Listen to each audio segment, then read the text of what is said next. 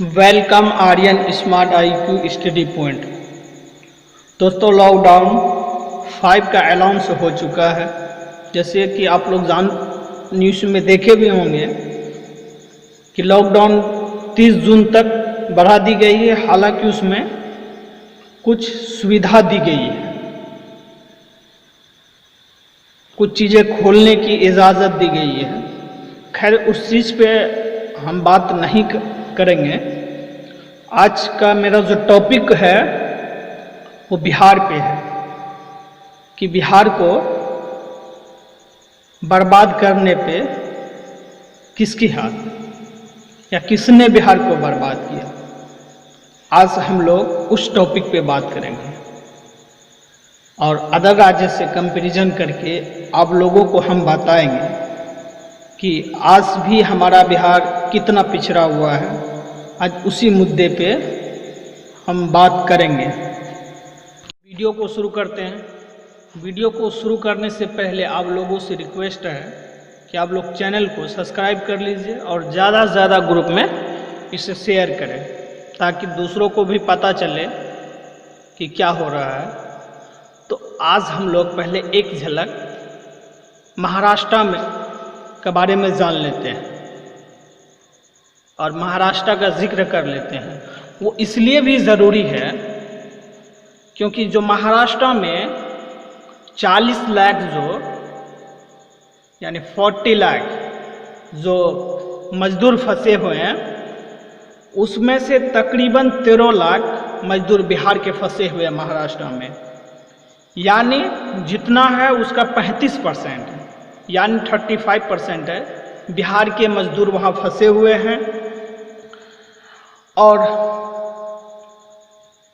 इस बारे में कोई जिक्र नहीं कर रहे हैं कि आखिर इतना भारी तादाद में बिहार के मजदूर वहाँ क्यों फंसे हुए हैं। तो आइए देख लेते हैं वहाँ का क्रमबंद, वहाँ का आर्थिक स्थिति क्या है और बिहार की क्या है। तो देखिए, महाराष्ट्र की जो GDP है वो तकरीबन 32,84,000 करोड़ वहाँ की GDP है और बिहार की जो GDP है यानी 6,50,000 करोड़ GDP है। हमारे बिहार से वो कितने गुना ज़्यादा है, यानी 5 गुना वो GDP में हमसे ज़्यादा है। और वहाँ की जो पर कैपिटा जो इनकम है 30 साल कि एक व्यक्ति की जो आय या जिसको हम कमाई बोलते हैं कि एक मान के चलिए आपके घर में है, अगर 2 ही व्यक्ति कमाते हैं और 4 व्यक्ति हैं तो उसमें से पर व्यक्ति को कितना कितना रुपया हिस्से में जाता है। तो उस व्यू से अगर हम देखें प्रति व्यक्ति सालाना जो इनकम है वहाँ का महाराष्ट्र राज्य की वो तकरीबन 81,000 है और बिहार की प्रति व्यक्ति सालाना जो इनकम है पर कैपिटा इनकम वो 30,000 है। यानी हमसे वो 2.5 गुना से भी अधिक उसकी सालाना इनकम है और हमारे बिहार का कम है। और दूसरी चीज़ देख लेते हैं, महाराष्ट्र की जिलों की जो संख्या है वो 36 है, बिहार में जिलों की संख्या 38 है। और जनसंख्या अगर देखें हम महाराष्ट्र की 12.51 लाख करोड़ है, बिहार में जनसंख्या 12.37 करोड़ है और क्षेत्रफल भी हमारा और वहाँ का दोनों तकरीबन सेम ही है। देखिए, फिर भी क्षेत्रफल बराबर जनसंख्या बराबर, एक साथ आज़ादी मिली 70 साल, जब 1947 में आज़ादी मिली थी तो पूरा देश को एक साथ आज़ादी मिली थी। लेकिन आज फिर भी महाराष्ट्र हमसे हर चीज़ में आगे है, हर एक चीज़ में, चाहे पर कैपिटा इनकम में हो, GDP में हो। यहाँ तक कि एक चीज़ और देख लीजिए, महाराष्ट्र में 7,000 लोगों पे एक डॉक्टर है। कितना? 7,000 लोगों पे एक डॉक्टर है। बिहार में जो है 27,000 पे एक डॉक्टर है। और महाराष्ट्र में जो हॉस्पिटल है 1800 में एक हॉस्पिटल बेड है, 1800 लोगों में एक हॉस्पिटल बेड है। और बिहार में 8000 लोगों पे एक हॉस्पिटल बेड है। बिहार से महाराष्ट्र यानी 100 साल अभी भी पीछे है। यानी हमको महाराष्ट्र बनने में अभी तकरीबन शताब्दी लग जाएंगे, यानी सेंचुरी लग जाएंगे। और ये क्यों हुआ, ये कारण क्यों इतना पीछे हैं, उसका भी एक रीज़न जान लीजिए। बहुत ज़्यादा दूर नहीं जाते हम लोग, 1991 में चल के देखते हैं। देखिए, जब 1991 में सेंट्रल में कांग्रेस की सरकार आई और मनमोहन सिंह को वित्त मंत्री बनाया गया था, जो अभी फाइनेंस मिनिस्टर जिसको बोलते हैं, अभी निर्मला सीतारमण जी है। तो उस समय दुनिया के लिए, भारत दुनिया के लिए दरवाज़ा खोल दिए थे। बड़े बड़े कंपनी इंडस्ट्रीज को ये न्योता दिया था। एक योजना गठन की गई थी, योजना का नाम जिसमें वैश्वीकरण उदारीकरण था, उसके तहत खोली गई।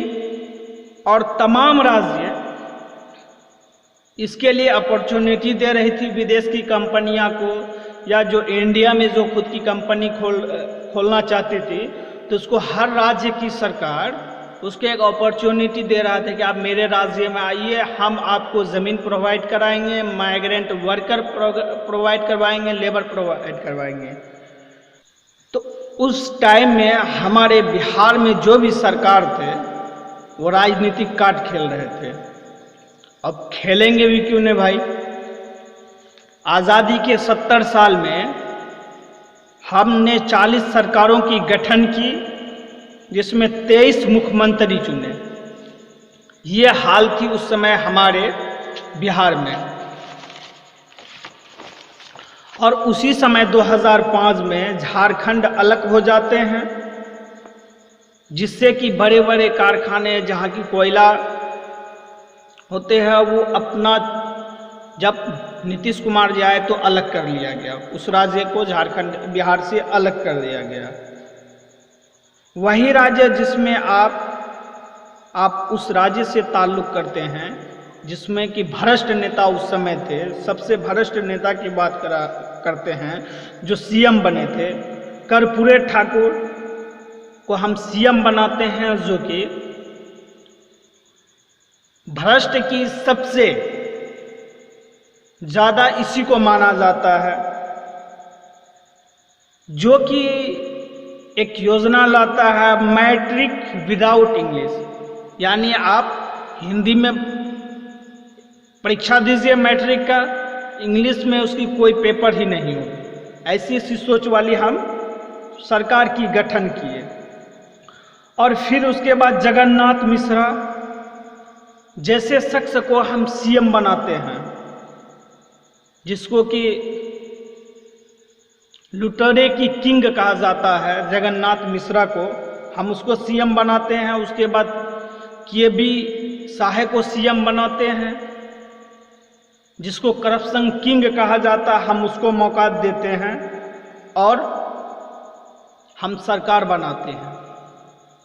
और उसके बाद सबसे मेरी भूल ये है कि 15 साल जिसको हमने अपना सीएम का पद दिया अभी तक, वो 1300 करोड़ में वो म्यूजियम बनाते हैं, 2450 करोड़ में मानव श्रृंखला बनवाते हैं, और 29 जिलों में एक भी आईसीयू बेड नहीं पहुंचता है। और उसके अलावा 40 लाख जब बिहारी वापस आएंगे, 40 लाख मजदूर जब बिहारी वापस आएंगे, उसमें से 4 लाख हमको गिफ्ट में कोरोना मिल सकता है। क्योंकि यहाँ अभी तक सिर्फ 2 ही जिला है जिसमें वेंटिलेटर बेड उपलब्ध है, क्वारंटीन सेंटर में अगर आप जाइएगा, कहीं से झांकिएगा भूलवश, वो हमारे पलटू राम चचा सीएम नीतीश कुमार जी के राज्य में आपको लगेंगे कि डिटेंशन कैंपस जैसा हाल है। और हम उस लालू का अभी तक पूजा करते हैं, जो किंगों का किंग यानी करप्शन के राजाओं का राजा जिसको कहा जाता है, हम उसका अभी तक तारीफ करते हैं। और 1300 करोड़ का म्यूजियम, 2450 करोड़ का मानव श्रृंखला बनाने वाले श्री नीतीश कुमार जी का हम अभी तक उसके पक्ष में बोलते हैं, उसके पक्ष में दूसरे से लड़ते हैं, यानी आस पड़ोस में पड़ोसी से लड़ते हैं। लेकिन जिसकी अभी तक ये हैसियत नहीं हुई कि हम 2 ICU बेड पूरा बिहार में हॉस्पिटल बना दें, अभी तक ऐसी एक सिस्टम नहीं लाई, हम उसके लिए लड़ते हैं। और ये करेंगे भी नहीं, क्या जानवे करते हैं इसकी गठबंधन NDA से, यानी भारतीय जनता पार्टी से है। बीजेपी से जो भी गठबंधन होता है उसको NDA बोला जाता है, तो उससे है। वो पूरे भारत को ऐसे बर्बाद करके रखे हैं। तो आप ही सोचिए अब क्या कर रहे हैं बिहार में, ये तो आप पे डिपेंड करता है।